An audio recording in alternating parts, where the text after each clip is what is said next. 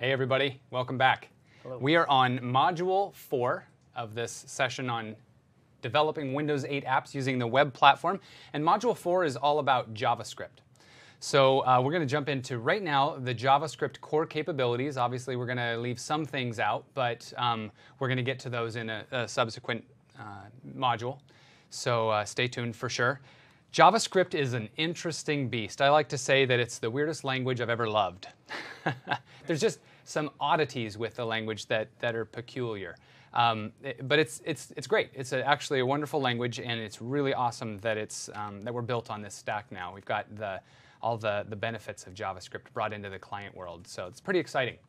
Let me introduce you to the content that we're going to cover here. We're going to be looking at an overview of JavaScript itself, the language, and then we're going to look at a few of the core tenets, the basic principles of JavaScript development. It might be a review for some of you, which is completely fine. But we're going to look at the variables, the nature of functions in the JavaScript language, and what the implications on the function scope is for us. And then we're going to look at arrays, and we're going to look at objects. And that covers a lot of the basics. You don't necessarily get into the control structures and the prototyping and a lot of the more advanced things, but we can definitely pick those up at another time. So let's first climb right into the history of JavaScript. Again, might be review, but JavaScript's been around for a little while. 1995, Brendan Eich was an employee at Netscape and started working on JavaScript as a way to give a little bit more control over what was happening on the client side after they downloaded their web page from your web server. We wanted to add a little bit of functionality to that client side, take a little bit of the work off the server, not just deliver content and be done, but be able to traverse the content and say maybe move things around or conditionally show things or hide things. So that was the effort. In '97, it got formalized by ECMAScript, so it's now a formal standard. And a little bit of trivia here. Any idea what ECMAScript stands for? What is the ECMA? It sounds like that thing on Roadrunner and Coyote. You know? No, that's Acme. Oh, well, that's Acme. Yeah, the bomb brand? Yeah. Right, no. Yeah, ECMA is, I don't know. Yeah, ECMA's different. ECMA technically doesn't stand for anything. What? It used to. It's an old standard from like the 60s, and it was the European Computer Manufacturers Association, but now it is officially just ECMA. So I think it's kind of like KFC. Used to be Kentucky Fried Chicken, no longer. It's just KFC. Oh, that's a good analogy. Yeah. Anyway, there have been a lot of advances in the JavaScript. It's been evolving over the last couple of decades, and with a really interesting evolution, and lately has just gained a lot of momentum. In 2009, it moved to the back end with Node.js. A lot of excitement about Node.js and actually writing JavaScript on the server with Node.js. So that's exciting. And then in 2012, in just a few days actually, it's moving to the client with Windows 8. And I think what I really like about how you showcase that, when most web developers think about JavaScript, they're always thinking about JavaScript running in the context of a browser, which is normal for everyone to think, right? That Node.js comment was really good because it is on the server. It's something operating on the server that can dish stuff down to the client.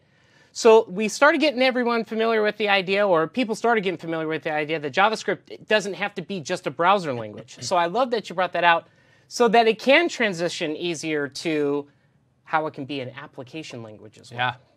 Yeah, and you can see that some of the provisions that it gives for us are really interesting because we're on a client, we're in what's normally considered a more controlled environment, and yet the dynamic nature of JavaScript just kind of opens that wide up. So you'll see what I mean. You'll understand here soon.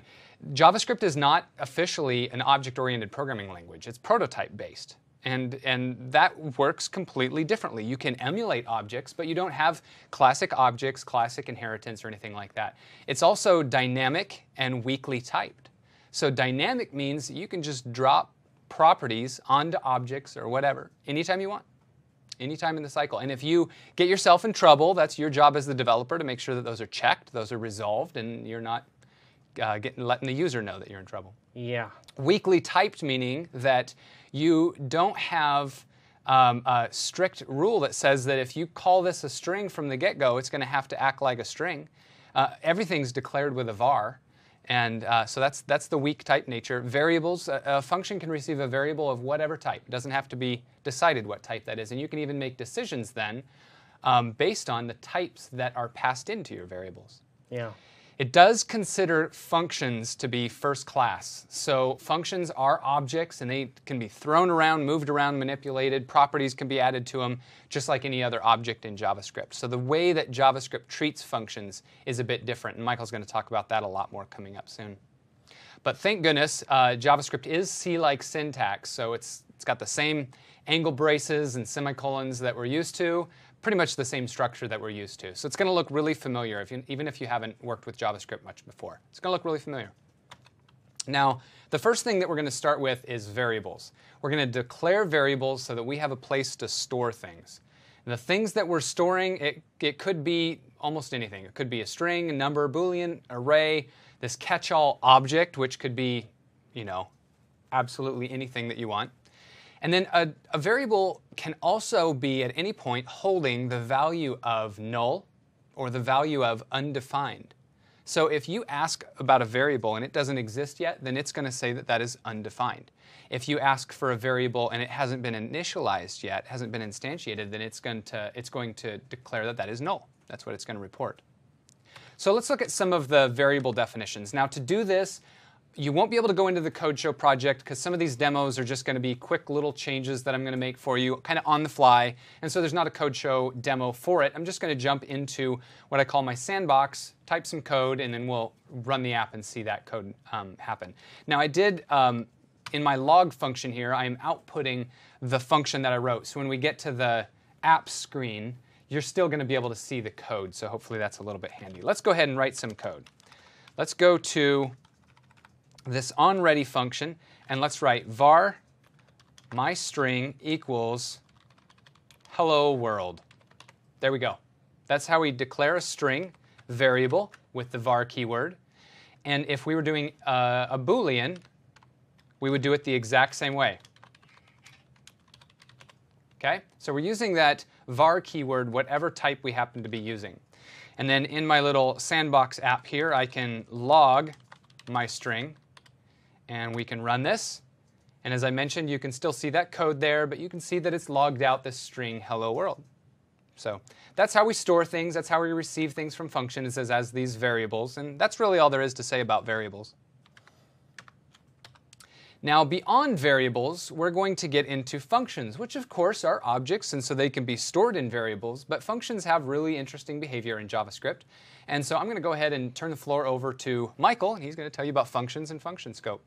Yeah, as was mentioned by Mr. Jeremy, functions are a first-class citizen. They can be used so many different ways, and we feel, and in fact, I feel like there's almost this discovery if you're coming, especially from a strongly typed language. I was very passionate about C#, and I wasn't necessarily just all in with JavaScript. So coming into the JavaScript world, I really got to see, wow, there's a lot of power with functions. So what I want to do is just take a tour of how to get started with them, and then we're going to progressively see how advanced and how powerful they can really be. So let's go ahead and take a look now at our agenda.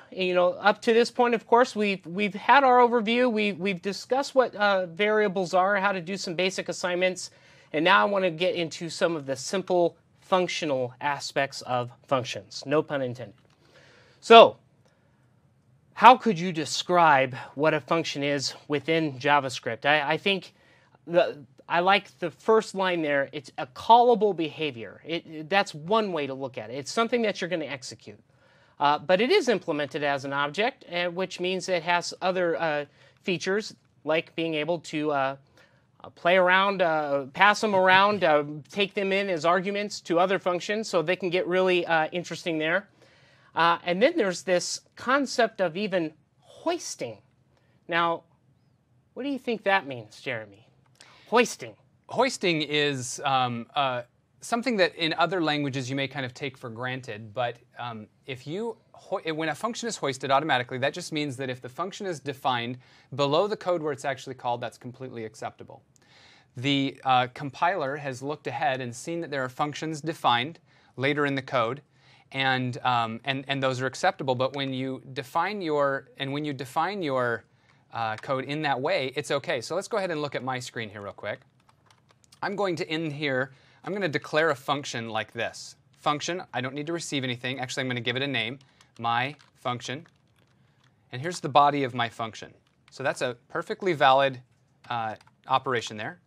But there's another way to define a function, and that would be like this. We'll call this first one, actually let's call it f1, and we'll call our second one f2, and we're going to show it like this.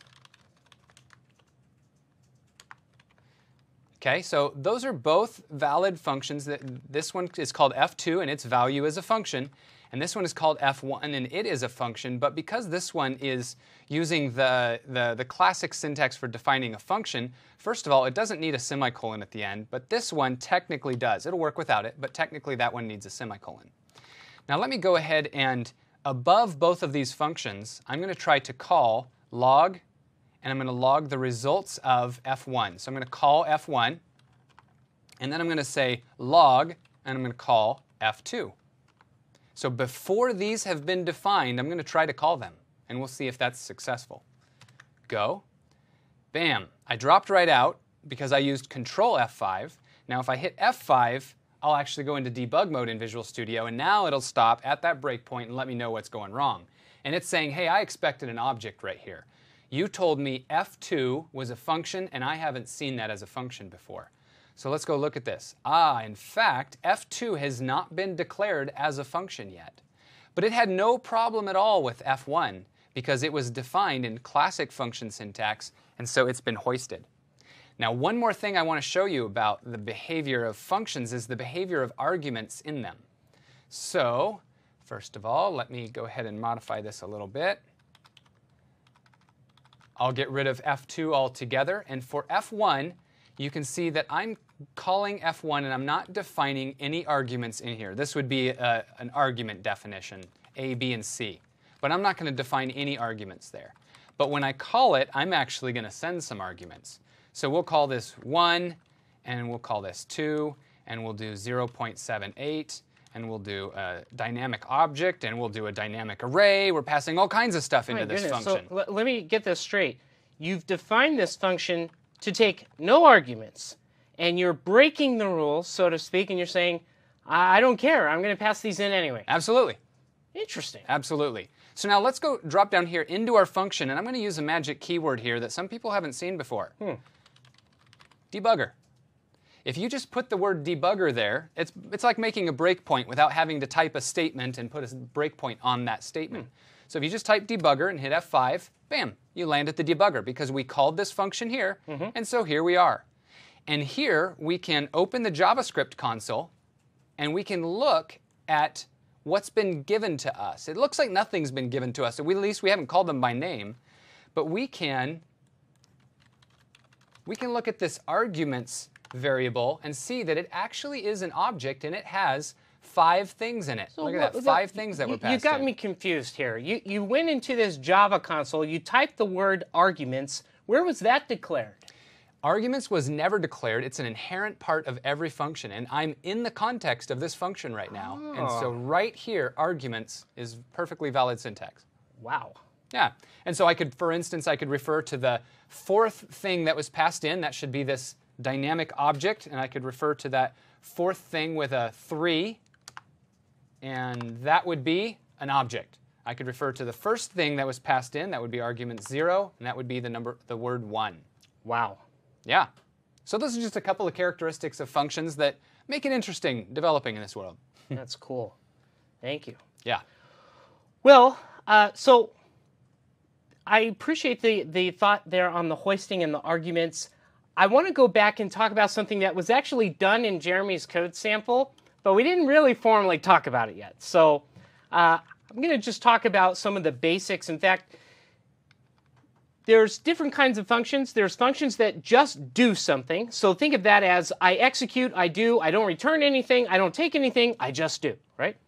And then there's I get something types of functions. So in the second example, it's just saying, hey, you got something to return, then you're probably going to use the return keyword and you're going to return something out of there. That seems reasonable. You already talked about arguments. whether there's 1, 2, or I guess in your case, none. If you're using the arguments keyword, that would work as well. But now I want to show a different side of this by talking about this term method. And so what we're doing here is we're declaring a variable, as we learned when you chatted about variables. It's called ops. And ops is equal to, it has that open curly brace, and then you'll notice down below it has that closing curly brace. In fact, if I just zoom in right into that, you'll see this is basically where ops ends, right there. And what we've defined in between this curly brace and the other one is the ability to have a function named add, and it's a member of ops. Once that function becomes a member of this curly brace thingy, which we'll just call an object for now, we'll say that object happens to have an add method in it, and that add method is a function that takes 2 numbers in and returns the result of that. So down below, if I say var x equals ops.add 3, 5, well, 3 and 5 get passed into here, and then they're added together. That's why we get that x equals 8. But I can't call ops.add numbers, even though that's the name of the function, which is kind of interesting. But before I explain why it's not valid, I do want to say that the magic here is just kind of saying, if you're going to hear the terms methods or functions, the primary difference between the two, well, look at it this way. A method is a function. So, I mean, we're not trying to say that there's something different other than the fact that it's the context of where the function's being called. If it's a named property, like in the example of ops, where it has an add function off of the object itself, we can say it's a method, which is really a function. So just getting a little nomenclature out of the way. But going back over into our example, why is it not valid to say add numbers? So you have any guesses on it? It looks like it's hidden to me. You are correct. And in fact, that is what I'd like to get into right now, and that is scoping, which is it's a pretty big deal, especially when we're dealing with our Windows 8 applications and we're trying to figure out how we're going to do proper structuring of our code. A lot of it has to deal with this topic, and that is function scope. So everything we've talked about so far kind of leads to some functionality, and now we're going to go a little bit deeper into some of the advanced features of functions with regard to scope. So when we say function scope, and when Jeremy said looks like it's hidden, that's because it was. Now, if we intentionally know that, that may be exactly what we're intending to do. And the reason, why would you ever want to reduce anything explicitly in code? I mean, or minimize it or hide it. Do you have any thoughts on that? Yeah. Why would you want to hide anything? Yeah, I think that I don't want to have access to things that I shouldn't have access to. So I want to hide them. Sure. And the other thing, too, is if you have a whole bunch of functions, let's say you have hundreds of functions, but in reality, at the application level, you really only need to call a few of them in order to do what you need to do, and a lot of them are just helper functions. Well, you could reduce the complexity of your own little APIs, if you will, by not revealing all the unnecessary helper functions that might be doing it's kind of like literally a car. You look under the hood, you're glad it has an engine, but the behavior that you care about is turning the key, and which makes the car start, right? That's the most important function of all to you. You don't care what's happening under the hood. What if you had to do all the stuff under the hood? You had to manually tweak the spark plugs in order to, it's getting complicated now to start to drive. So it's kind of the same thing with your code.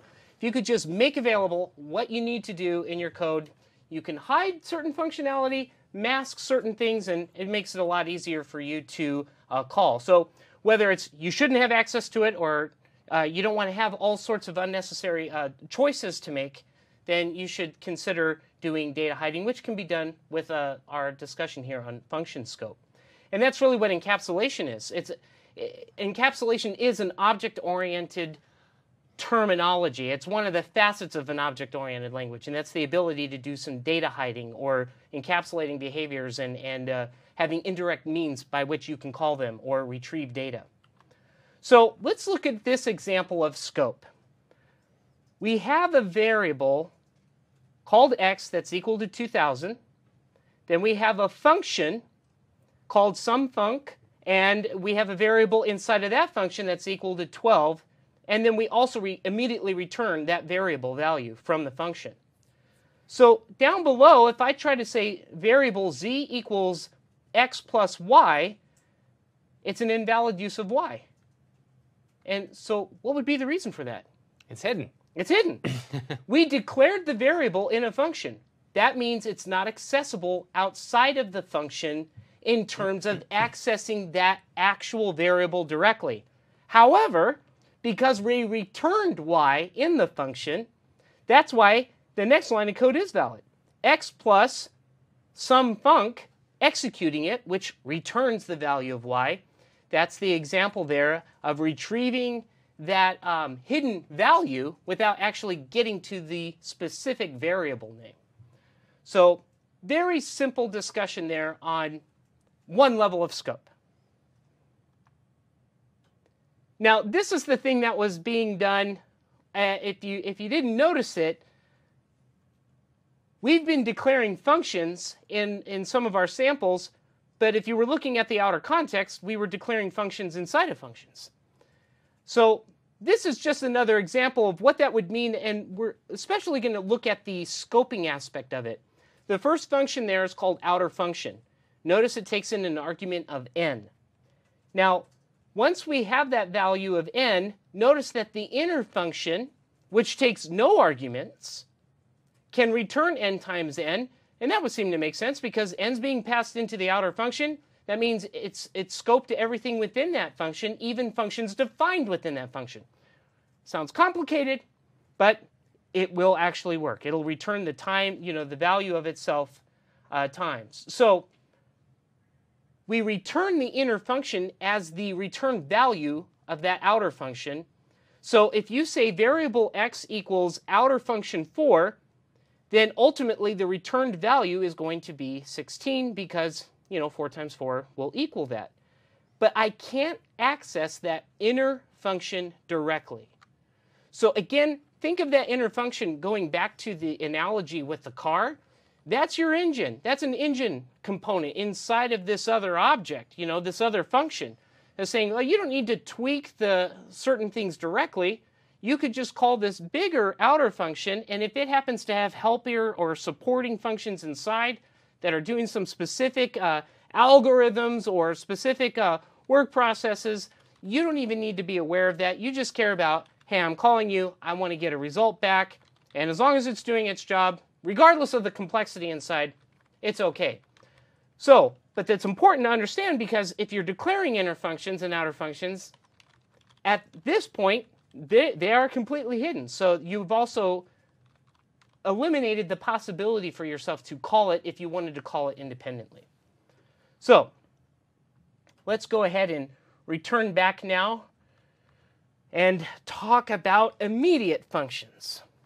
And there's a couple ways that these have been referred to. Sometimes you'll hear them called self-executing functions. And I'm giving you two flavors on the screen right now of how they can be declared. And this is what I mean. These red braces over here are indicating the outer braces of the first one. Whereas over on this side, you'll notice that these square or these braces or parentheses are on the outside. Both styles work. The main reason why you would do this is because you want to have the code, which is really represented by the ellipsis in both of these examples, to execute as this is being processed. That's a very interesting thought, because when we typically think of functions, if I go back one level, back to functions and functions, when we declare functions and they look like this, well, nothing really happens by declaring the function. It's when we do that last line where we say var x equals, by calling that function, that's when it actually executes. What we're saying with immediate functions is that they're going to execute immediately, as the name implies. So you need to be careful here with the use of immediate functions. because they are going to execute right away. And if you put them in the wrong place or use them unwisely, there might not be resources available to you yet as you're actually executing them. So use them carefully. But the advantage that they bring is that you can create a whole bunch of content in them that will be hidden from view. So they're not going to be shown anywhere. One example that's very popular on the web right now is something called the module pattern, which makes use of these immediate functions. So to put it into perspective, var mod, which is the name of mod is the name of our variable, is equal to the result of calling an immediate function. That means that the variables that were declared in there, such as m, c, d, and y, they are not in the outer or global scope of the JavaScript working space whatsoever. Because this function is returning a value, it returns an object, and inside that object it has a method in it called getHiddenNear. So down below, when I look at var x equals, mod getHiddenNear, this whole line here, which is really cool to talk about, this whole thing is possible to call that getHiddenNear, even though it was inside of that function, because it's being returned as a method of an object coming out. I can't say mod.m, mod.c. That's not going to work because those were declared inside. But I do have that ability to go in there and call that method, which will return the correct result. So this is an opportunity for developers to explicitly create what they want exposed outside of that immediate function, and yet keeping everything else hidden away. And you'll notice that we're also making use of, and I don't know if we've explicitly mentioned them yet, but I'll just show it right here, that this would be known as an anonymous function because we didn't provide it a name. So, but it does have a name as a method, getHiddenNear, which gets exposed to the outside. So pretty simple in terms of implementation, but be careful with the conceptual use or the architectural use of these, and make sure it aligns well with whatever it is your architectural strategy is for your code.